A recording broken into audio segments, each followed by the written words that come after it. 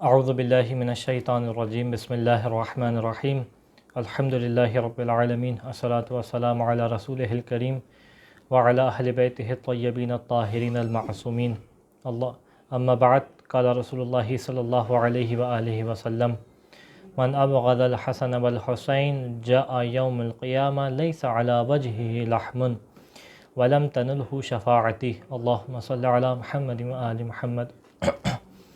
رسول خدا ختم مرتبت صلی اللہ علیہ وآلہ وسلم کی حدیث پڑھنے کا شرف حاصل کیا، جس میں اللہ کے رسول بیان کر رہے ہیں کہ دیکھو ان امام حسن حسین، یہ جو میرے بیٹے حسن حسین ہیں، ان کی اہمیت کیا ہے، ان کا مقام کیا ہے، اور بیان کرتے ہوئے کہتے ہیں کہ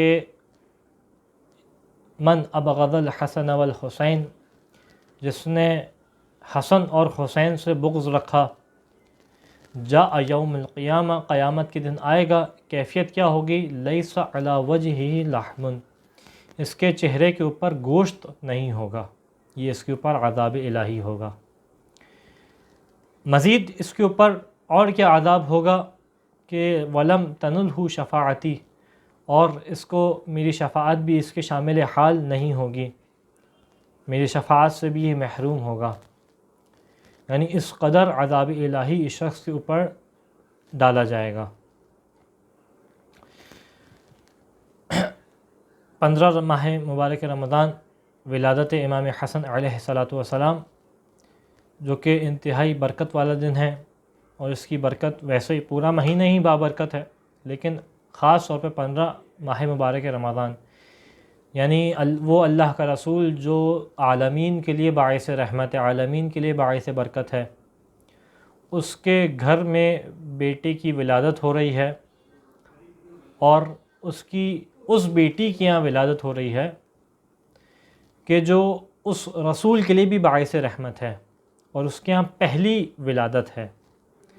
بس 3 ہجرہ مدینہ منورہ میں ولادت رونما ہوئی، ولادت امام کی واقع ہوئی، اور کیفیت کیا تھی کہ ولادت سے کچھ عرصہ پہلے، کچھ ایام قبل، خواب دیکھا جناب ام فضل نے۔ اور کیا خواب دیکھا؟ ام فضل خواب دیکھتی ہیں کہ اللہ کے رسول کے اعضاء میں سے ایک حصہ کٹ کے ان کی گود میں آ گیا۔ روایت کے جملے ہیں کہ جب یہ خواب دیکھا تو انتہائی پریشانی کا عالم، انتہائی بے چینی کا عالم، پریشان ہیں، گریہ کیے جا رہی ہیں۔ اللہ کے رسول کے پاس حاضر ہوئیں، کہا کہ اللہ کے رسول میں نے خواب دیکھا ہے، کہا کہ خواب بیان کریں۔ اللہ کے رسول کے سامنے خواب بیان کرنا شروع کیا، کہا کہ اللہ کے رسول میں نے خواب میں دیکھا کہ آپ کے اعضاء میں سے ایک حصہ کٹ کے میری گود میں آ گیا، اور انتہائی گریے کا عالم ہے۔ اللہ کے رسول نے اس خواب کی تعبیر بیان کی، فرمایا کہ اس خواب کی تعبیر یہ ہے کہ عنقریب میری بیٹی فاطمہ کے ہاں ایک بیٹی کی ولادت ہوگی۔ اور ام فضل، خواب کی تعبیر یہ بیان کی کہ ام فضل اس بیٹے کو گود میں لیں گی، یہ اس خواب کی تعبیر تھی۔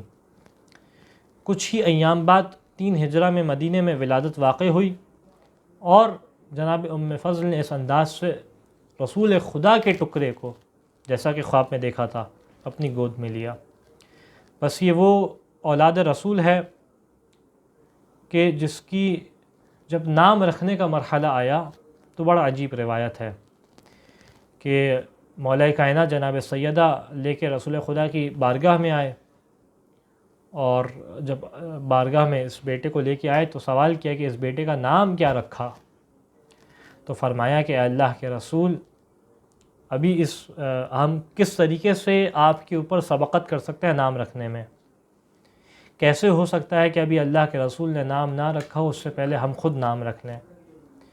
کہا کہ جب تم میرے اوپر سبقت نہیں کر سکتے نام رکھنے میں، تو کیسے ہو سکتا ہے کہ میں اللہ کے اوپر سبقت کروں، بغیر وحی الہی کے نام رکھ دوں؟ روایت کے جملے ہیں کہ یہ گفتگو چل رہی تھی کہ ابھی جبرائیل نازل ہوئے، مبارکباد پیش کی اللہ کی جانب سے بیٹے کی، اور کہا کہ اے اللہ کے رسول آپ کو علی سے وہی نسبت ہے جو ہارون کو موسیٰ سے تھی۔ پس ہارون کے بیٹے کا نام تھا شبر، جب اس کا عربی میں ترجمہ کیا جائے تو بنتا ہے حسن، تو اس کا بھی ہارون کے بیٹے کے نام پہ ہی نام رکھا جائے گا۔ اب وہ عرب جن کو اپنی فصاحت و بلاغت اور زبان پہ ناز تھا، ان کو امام حسن کی ولادت کے اوپر ایک نیا نام عطا کیا گیا، ہارون کے بیٹے کے نام کے اوپر۔ پس یہ وہ رسول خدا کے بیٹے ہیں کہ جن کے متعلق اللہ کے رسول مختلف مواقع پہ مختلف احادیث فرماتے ہوئے دکھائی دیتے ہیں۔ کبھی فرماتے ہیں کہ جیسے ایک حدیث میں نے پیش کی جو ان سے فضائل بیان کر رہے ہیں اپنی بیٹوں کے، کہ جو ان سے بغض رکھے اس کے اوپر اللہ کا اس طریقے سے عذاب ہوگا، میری شفاعت اس کو نہیں لے گی۔ کبھی فرماتے ہیں کہ ان ابنی ہذین، یہ میرے دو بیٹے جو ہیں، ریحانتین من الدنیا، یہ میرے دو بیٹے میرے لیے پھول ہیں دنیا میں، میرے لیے ریحان ہے دنیا میں، خوشبو کا باعث ہیں۔ کبھی فرماتے ہیں کہ ان الحسن والحسین شنف الجنہ، حسن و حسین جنت کی زینتیں ہیں۔ جس طریقے سے ایک شخص مزین ہونا چاہتا ہے تو مختلف قسم کی چیزوں کا استعمال کرتا ہے اور خوبصورت ہو جاتا ہے، اس طریقے سے جنت کا حسن حسن و حسین ہے۔ کبھی فرماتے ہیں کہ من احبنی فلیحب ہذین، کہ دیکھو جو مجھ سے محبت کرتا ہے اس کو چاہیے کہ حسن و حسین سے محبت کرے، حسن و حسین سے محبت کرے گا تو وہ حق ادا ہوگا مجھ سے محبت کا۔ اس طریقے سے ایک خاص اہمیت حاصل تھی امام حسن امام حسین کو، ایک خاص اہمیت حاصل ہے۔ اور امام حسن کی دو صفات ہیں جن میں سے ایک صفات کا تذکرہ کیا جاتا ہے مگر ایک صفات کو بعض اوقات کم ذکر کیا جاتا ہے۔ ایک صفت حلم ہے اور دوسری صفت شجاعت، صفت رعب، صفت جلالت، بالکل مختلف صفات۔ ایک شخص شام سے آیا امام کی بارگاہ میں اور شامی تھا، شام میں اس کے اندر بغض اہل بیت علیہم السلام ڈالا گیا تھا خاص طور پہ، اور وہ ایک شام میں جو ماحول بنایا گیا تھا جس میں بغض علی لوگوں کے دلوں میں پروان چڑھے، وہ بغض لے کے امام کے پاس آیا۔ آنے کے بعد جیسے امام کو دیکھا برا بلا کہنا شروع کیا۔ صحابہ موجود تھے، صحابی امام کے، چاہتے تھے کہ اس شخص کو یہیں پہ قتل کر دیں، کہا رک جاؤ، اس کو برائیاں بیان کرنے دی۔ حتیٰ اس نے امام کے سامنے امام کے والد کو برا بلا کہا، مولا کائنات کی شان میں گستاخی کی، امام نے برداشت کیا۔ یہاں تک کہ جب گستاخی کرتا جاتا تھا، جب یہ سب کچھ بول چکا تو اب امام نے اس سے سوال کیا، اگر تو بھوکا ہے، اگر تو مسافر ہے تو ہمارے پاس کھانے کا بندوبست ہے، ہمارے پاس رہنے کی جگہ ہے، تو ہمارے پاس رک جا۔ اگر تو پیاسا ہے، اگر تو بھوکا ہے، اگر مسافر ہے تو ہمارے پاس، ہم تجھے زیادہ راہ دیں گے، اگر تجھے راستے میں تیرے پاس مال و دولت کی کمی ہے، ہم تجھے مال دیں گے، ہم تجھے سفر کی راہ معین کریں گے۔ جیسے ہی اس نے امام کا یہ اخلاق دیکھا، حلم امام حسن علیہ السلام، جیسے ہی امام کا یہ اخلاق دیکھا تو فوراً امام کے قدموں میں گر گیا گویا، اور کہا کہ مولا میں نے جو سنا تھا وہ سب کچھ بہت مختلف تھا آپ کے بقول، آپ کے متعلق، اور اپنی آخری عمر تک امام کے پاس رہا، یہاں تک کہ اس نے امام کے پاس ہی شہادت نصیب ہوئی اسے۔ بس یہ وہ امام کہ ایک طرف یہ حلم دکھائی دیتا ہے کہ ایک طرف امام کے گھر تمام مدینے والے آتے ہیں، دسترخوان لگتا ہے، تمام لوگ امام کے دسترخوان سے شرف یاب ہوتے ہیں، غذا تناول فرماتے ہیں، ایک طرف یہ حلم دکھائی دیتا ہے، اور ایک طرف امام کی وہ روب، وہ جلالت، وہ شجاعت امام کی ذات میں، کہ جس کے بیان نہیں ہے۔ کہ جنگ صفین میں ایک دفعہ مولا کائنات بھی تشریف فرما تھے، ابو حنفیہ بھی تشریف فرما تھے، امام حسن بھی موجود تھے۔ ابو حنفیہ بھی مولا کائنات کے ایک بیٹے، یہ آگے بڑھے جنگ کے لیے اور صفوں پہ حملہ آور ہوئے، حملہ کیا لیکن یہ حملہ کامیاب نہیں ہو سکا۔ اور ایک دفعہ زخمی ہو کے واپس مولا کائنات کے پاس تشریف لائے۔ پھر ان کی جگہ امام حسن گئے، امام حسن نے جا کے حملہ کیا، اور ایسا حملہ کہ گویا شجاعت علوی دکھائی دے رہی ہو، ایسا محسوس ہو رہا ہو کہ گویا کوئی علی کا جانشین، علی کا گدی نشین آ کے حملہ کر رہا ہو، علی کا وارث بیٹا آ کے حملہ کر رہا ہو۔ ایک صف کو اپنے مقام سے اکھاڑا، دوسری صف، یہاں تک کہ اکھاڑتے ہوئے قلب لشکر میں آ گئے۔ پھر کبھی دائیں جانب حملہ کرتے ہیں، کبھی بائیں جانب، میمنہ کو میسرہ پہ پلٹتے ہیں، میسرہ کو میمنہ پہ پلٹتے ہیں، یہاں تک کہ پوری فوج کی شکل بگاڑ کے رکھ دی۔ ایسا حملہ کیا امام حسن، شجاعت امام حسن، رعب امام حسن۔ اس کے بعد جملہ یہ ہے کہ ابو حنفیہ شرمانے لگے، شرمسار ہونے لگے کہ میں نے حملہ کیا تھا تو کامیاب نہیں ہوا، میرے ہی بھائی حسن گئے تو کامیاب ہو گئے۔ اور اس وجہ سے مولا کائنات نے اس بات کو درک کیا کہ ابو حنفیہ کے اوپر اس وجہ سے ایک ذات میں آر محسوس کر رہے ہیں۔ تو جیسے یہ محسوس کیا تو فوراً کہا کہ ابو حنفیہ تمہیں پریشان ہونے کی بات نہیں ہے، تمہیں یہ پریشان نہ ہو، کہا کہ تم میرے بیٹے ہو، حسن اولاد رسول میں سے ہیں۔ اس انداز سے امام کی رعب کا عالم ہے۔ بچپنے کا واقعہ ہے کہ منافقین کفار ایک جگہ جمع تھے، وہیں پہ تذکرہ ہوا کہ ایک شخص آیا جس نے نبوت کا دعویٰ کیا ہے۔ امام کے بچپنے کا واقعہ، جیسے ہی اس قبیلے میں گفتگو ہوئی، ایک شخص کھڑا ہوا، کہا کہ اچھا محمد نے نبوت کا دعویٰ کیا ہے، کہا کہ ابھی میں جاؤں گا اور محمد کو قتل کر دوں گا۔ اپنے قبیلے والوں سے یہ کہہ کے نکلا، باہر نکلا اور اس ارادے سے کہ رسول خدا کو نعوذ باللہ من ذالک قتل کرے۔ آگے چلتا جاتا ہے، مختلف پریشانیاں راستے میں اس کے اوپر نازل ہوئیں۔ کبھی ایسی سیاہ آندھی چلنا شروع ہوئی کہ اسے کچھ دکھائی نہیں دیتا تھا، اور اس موقع پہ اس کے ذہن میں خیال بھی آیا کہ واپس پلٹ جائے، مگر پھر اسے یاد آیا کہ میں قبیلے والوں کو زبان دے کے آیا ہوں۔ پھر آگے بڑھا،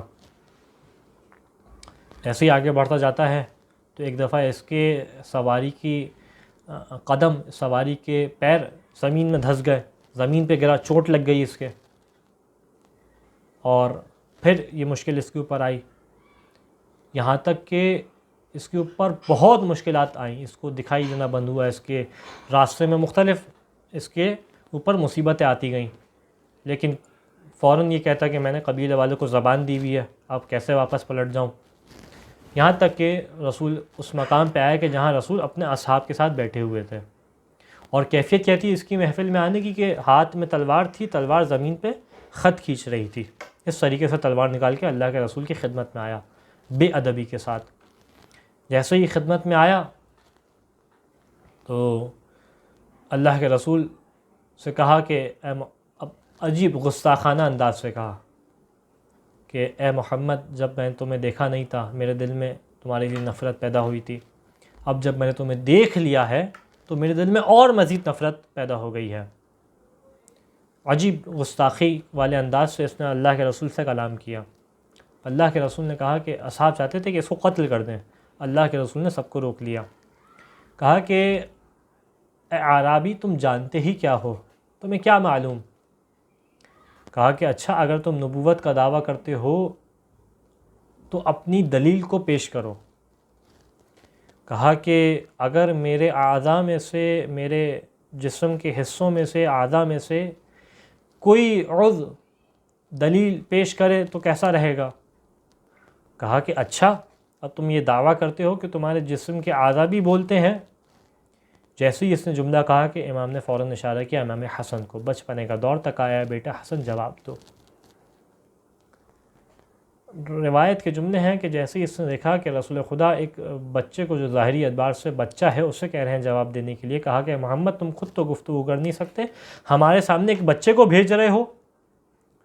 مگر روایت کے جملے کہ امام انتہائی جلالت کے عالم میں، انتہائی رعب کے عالم میں بلند ہوئے اپنے مقام سے، اور اس کے بعد اشعار پڑھتے جاتے ہیں، کہتے جاتے ہیں ما غبیًا سألت وابن قبی بل فقیہا اذن وانت الجہول فإن تقو قد جهلت فإن عندي شفاء الجهل ما سأل السؤول بحرا لا تقسمه الدوالي تراثا كان أورثه الرسول. کہا کہ دیکھ تو نے کسی کن ذہن شخص سے سوال نہیں کیا، ما غبیا سألت وابن غبی، تو نے کسی کن ذہن شخص سے سوال نہیں کیا، بلکہ تو نے کس سے سوال کیا ہے؟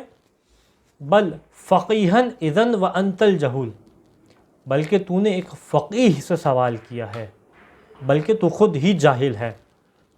فإن تقو قد جہلت فإن عندي، اگر تو جاہل ہے تو دیکھ ہمارے پاس شفاء الجہلی، ہمارے پاس تیرے جہل کی شفا موجود ہے. ما سأل السؤول، تیرا جو بھی سوال ہے تو سوال کر، ہمارے پاس تیرے جہل کی شفا ہے. یہ کیسا علم ہے ہمارے پاس؟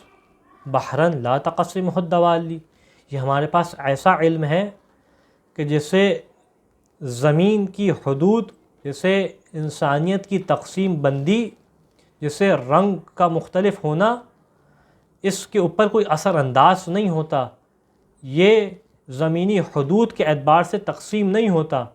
بحرن، یہ ایسا علم کا سمندر ہے کہ جو پوری کائنات پہ پھیلا ہوا ہے. لا تقسمہ الدوالی تراثاً کان اورثہ الرسول، یہ ہمارا علم ایسا علم ہے کہ جو اللہ کے رسول کی میراث ہے. یہ محمد جس سے تم اس انداز سے گفتگو کر رہے ہو، یہ ان کی میراث ہے. یہ میرے اپنے جملے ہیں، یہ ان کی میراث ہے. اس کے بعد امام نے تمام اس کے واقعات بیان کیے. کہا کہ تو نے بڑی جسارت کی ہے اور اپنی حد سے بڑا تو آگے بڑھا ہے، اور تمام واقعات بیان کیے کہ تو نے اس انداز سے رسول کا ذکر سنا، تو اپنے قبیلے سے باہر نکلا، تو نے اپنے قبیلے کو زبان دی کہ محمد کو قتل کرے گا، تیرے ساتھ راستے میں یہ مشکل پیش آئی، فلانی مشکل پیش آئی، فلانی مشکلیں پیش آئی، یہاں تک کہ تو یہ ارادہ کرتا ہوا کہ اب تو میں زبان دے چکا ہوں، یہاں پہ حاضر ہوا. جیسے ہی اس نے امام کے بچپنے کے عالم میں امام سے یہ گفتگو سنی، فوراً حیران پریشان، اور کہا کہ اشہد ان لا الہ الا اللہ. اسی وقت ایمان لے کے آیا، واشہد ان محمد رسول اللہ، اور اس نے کہا کہ میں گواہی دیتا ہوں کہ محمد اللہ کے رسول ہیں. یہ روب امام حسن علیہ السلام. بس آخر میں ایک حدیث پیش کرتے ہیں امام کی، کہ امام فرماتے ہیں علیکم بالفکر فإنہ حیات قلب البصیر. یہ بحر علم کیا فرماتا ہے کہ دیکھو تمہارے اوپر ضروری ہے کہ تم فکر کرو، تم سوچو، تم اپنے معاملات میں، اپنے دین کے بارے میں، اپنے دیگر معاملات میں فکر سے کام لو، سوچ سمجھ سے کام لو. یہ فکر کیا ہے؟ فإنہ حیات قلب البصیر، یہ ایک زندہ دل کی حیات ہے، ایک دیکھنے والے دل کی، ایک آنکھیں رکھنے والے دل کی حیات کا نام ہے فکر. خداوند متعال سے دعا ہے کہ اس ماہ مبارک رمضان میں ہمیں بہتر سے بہتر عمل کرنے کی توفیق عطا فرما.